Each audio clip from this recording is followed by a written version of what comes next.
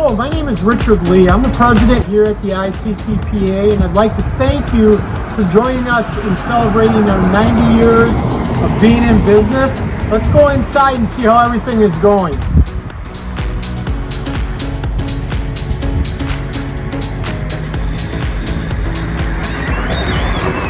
There are many different ways story ideas get to our newsroom here at the Intercounty Leader. Those include readers and community members sending in story ideas through email, a phone call, or even through a letter. Our website also has a special submission form on it, which allows people to instantly send in their story ideas to our editor and reporters. Our news team is in constant contact with community members and their assigned area beats, which lets us hear about interesting events going on in advance, too. Press releases and story ideas and events are filed away in folders in our editor's office by the date or month, so they can easily be accessed when needed. When our news team is working at our offices in Frederick, we also listen to police and fire radio traffic through a digital scanner. This is how we often hear breaking news stories such as fires, car chases, crime, gas leaks, car accidents, and many of the stories you will read about in the paper that are not something planned in advance. 977 claims for sewer needed at 92 70th Avenue. Our work week for a new newspaper actually begins on Thursday mornings. That's when our entire news team gathers at the paper in Frederick in person in the conference room to go through that week's assignment folders to discuss which stories are newsworthy or not and how they are going to be covered. Some stories might just warrant a photograph and caption, while others might be longer stories that require a reporter to attend an event or begin an in-depth investigation into an issue impacting our community.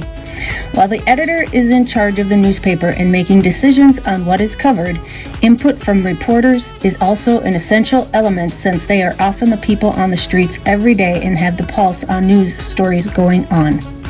Our assignment meetings usually last around an hour, and when complete, an email goes out with what stories reporters are going to cover for the next 6 days, generally that Thursday through the following Wednesday. Reporters are also given deadlines by the editor, meaning when they must turn in the story that they are assigned and what edition of the Leader it will run in. Reporters then go out and cover a story, which can be anything from a church breakfast to a visit by the governor or congressman to unplanned breaking news. That is one of the most exciting things about being in the news business. You never really know how your day is going to shape up or turn out. With that said, one of the key things our reporters keep in mind is to be fair and objective while covering a story, and never let personal opinions come out or let it impact the story that you read. We try and balance our coverage out by covering and welcoming all viewpoints. Reporters will interview people on scene or sometimes over the phone, depending on what they are covering and what is needed. No two stories are ever alike, and how they are covered depends on a variety of factors. Then, it's time to get the story written. Just like stories vary, so can how quickly a reporter has to get their story done. While the newspaper comes out once a week, our app and digital website often dictates a much tighter deadline for reporters to get their information out there for our members. Oftentimes, reporters will turn a story within hours. However, sometimes they do have a couple days if the subject matter is less time sensitive. Prioritizing which stories are turned in is an important part of the editor and reporters' jobs at the Leader. Reporters turn their story into the editor, who makes sure the story is fair and balanced and that any potential errors are corrected. The editor then passes those stories on to our team of 3 proofreaders who bring decades of experience to the table. The proofreaders take an even more in-depth look at stories. They're looking for everything to be as perfect as possible, including making sure facts are correct, all grammar is proper, and that the stories are following proper formatting for newspaper writing, called Associated Press style. While the proofreaders are hard at work, our photo technician is working on adjusting the colors, contrast, and other elements in the photographs taken by a reporter or the editor while out on a story. We can't just take a normal photograph and run it in the newspaper. Special tweaks must be made in order for the colors and other elements to be just right for the press. Once the proofreaders and photo technicians are comfortable with a news story and its corresponding photographs, everything is sent over to the pagination department. This is where the creative art skills of our layout team really come out and shine. Under the direction of the editor, our pagination team actually puts the words and photographs together for the first time on paper. A computer program is used to do all the design work. This process can take around 20 hours every week to get everything just right. It is important that stories are placed in the proper position in the paper.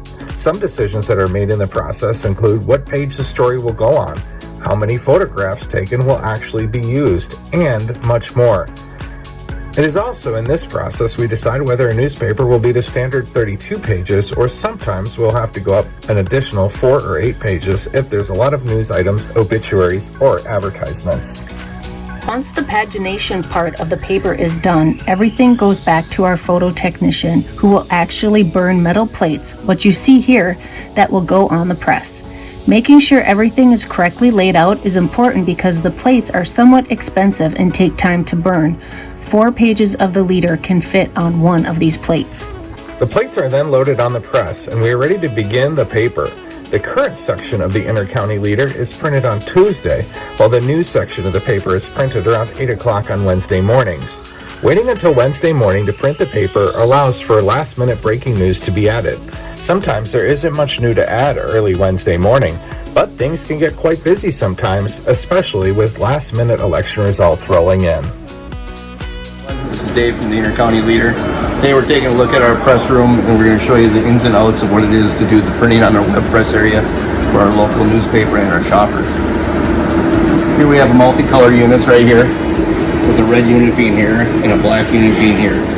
What the paper does is it comes down, feeds in between each units, going through blankets that compresses between both sides of the paper. Once it's through there, it continues to go on. And we have another roll of paper that runs through this multicolor unit. It runs straight up the center of it, prints on both sides, multicolors, which we can do a full color photo on both sides. Moving down the press area, we have single color black units that we print. We'll put just black type with black halftones and pictures as well. As we move down, so we have the capabilities of this press to run up to 48 pages of newspaper at one time. That being said, as the multi-webs through the top of the unit get put together with printing on it, we can keep so they gather all together, feed down into a folding unit, and then they're gathered in there where they are split in half. Some pages are gathered together, folded, and come out a finished product. That is how the press runs. And from there you have your newspaper, but we're not quite done yet. Some people come to our offices in Frederick around lunchtime on Wednesdays in order to be some of the first to pick up their edition of the Intercounty Leader. Here it is available at the counter.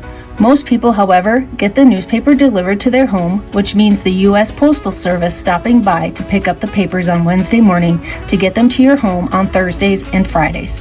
We also have a delivery driver who takes to local stores across the area, all the way from Luck down to St. Croix Falls and up to Burnett County. There's also a lot of other things going on here at the ICCPA that you're probably not aware of. We have a team who works hard on the Yellow Advertiser newspaper that you're probably familiar with. So many people enjoy getting these papers around the weekend where there are a lot of great deals. Did you know that there are actually 5 different Yellow Advertisers though? That's right!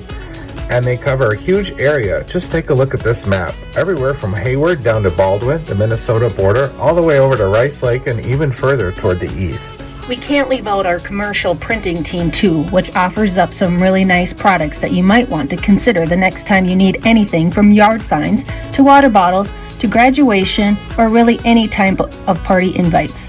Oh yeah, we even do Christmas cards too. We have a new commercial printer that can even do keychains, magnetic door signs, and poker chips. If you can dream it up, we can probably print it up. There's so much more to share too, but we're almost running out of time here. But we do have to mention our front office staff who keeps our office supply store going. We're open 5 days a week and offer some of the best deals in town. There's also our artwork and design team too, our sales team, our accounting department, and so many other people.